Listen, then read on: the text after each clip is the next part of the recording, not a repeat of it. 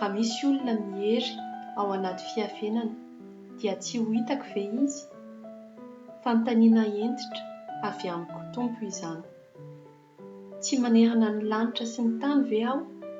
Fanontaniana hentitra avy amiko Tompo izany.